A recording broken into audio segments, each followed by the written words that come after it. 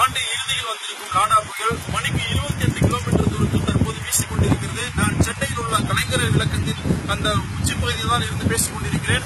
சென்னை சாலைகளில் பார்த்தீர்கள் என்றால் தற்போது காலை முதலே தொடர்ந்து மழை பெய்து வருகிறது. இந்த புயல் தாக்கத்தின் காரணமாக தொடர்ந்து சாலையில் வாகனங்கள் செல்வதையும் அதே போன்று கலைஞர் விளக்கத்திலிருந்து நாம் நேரடியாக கடலை பார்க்க முடிகிறது.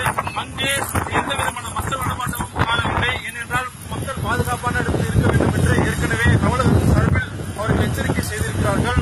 அதே போன்று மீனவர்கள் யாரும் மீன்பிடிக்க செல்ல வேண்டாம் என்று ஏற்கனவே அதன் காரணமாக மீனவர்கள் யாரும் மீன்பிடிக்க செல்லவில்லை. 28 கிலோமீட்டர் வேகத்தில் தற்போது புயல் வீசிக் கொண்டிருக்கிறது. இது இன்னும் சில மணி நேரங்களில் அது குறைந்த காற்றழுத்த தாழ்வு மையமாக மாறும் என்று வானிலை ஆய்வு மையம் தரப்பில் தெரிவிக்கப்பட்டிருக்கிறது.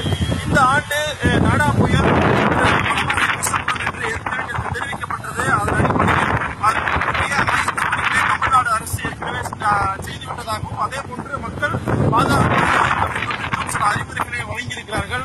மீனவர்கள் யாரும் மீன்பிடிக்க செல்ல வேண்டாம் என்றும் அறிவுறுத்தப்பட்டிருக்கிறது.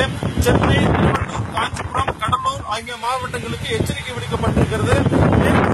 மீனவர்கள் யாரும் மீன்பிடிக்க கடலுக்கு செல்லவில்லை. நேரடியாக பார்த்தால் இங்கு மீனவர்கள் யாரும் மீன்பிடிக்க செல்லாத நிலையும் அதே போன்று இந்த பட்டினப்பாக்கம் கடற்கரையில் ஏராளமான படகுகளும் இங்கு அதன் காரணமாக மீனவர்கள் வானிலை ஆய்வு மையத்திலிருந்து வரும் வரை மீன்பிடிக்க செல்ல வேண்டாம் என்று சொல்லப்பட்டிருக்கிறது. கடலூர் மற்றும் காஞ்சிபுரம், திருவள்ளூர் அதே போன்று சென்னை உள்ளிட்ட மாவட்டங்களுக்கு கல்லூரிகளுக்கு நாளை அளிக்கப்பட்டிருக்கிறது. இந்த புயல் நாளை காலை கடலூரில் கரையை கடக்கும் என்று வானிலை ஆய்வு மைய தகவல்கள் தெரிவிக்கின்றன. இந்த காரணமாக இன்னும் ஒரு சில மணி நேரங்களில் அந்த குறைந்த காற்று மண்டல மையம் என்று சொல்லப்பட்டிருக்கிறது. காற்று பலமாக வீசுவதை நாம் நேரடியாக பார்க்க முடிகிறது. அதே போன்று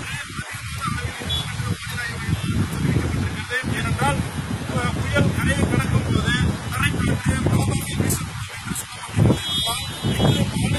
தொடர்ந்து காற்று வீசும் சொல்லப்பட்டிருக்கிறது. அதே போன்று பொதுமக்கள் பாதுகாப்பாக இருக்க வேண்டும் என்ற சூழ்நிலையில் இங்கு இப்போது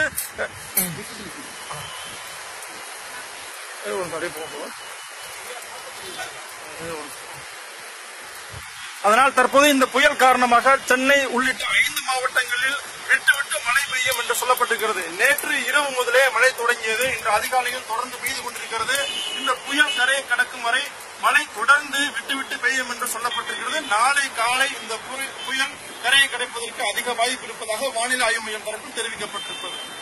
காவிரி செய்திகளுக்காக ராம்குமார்.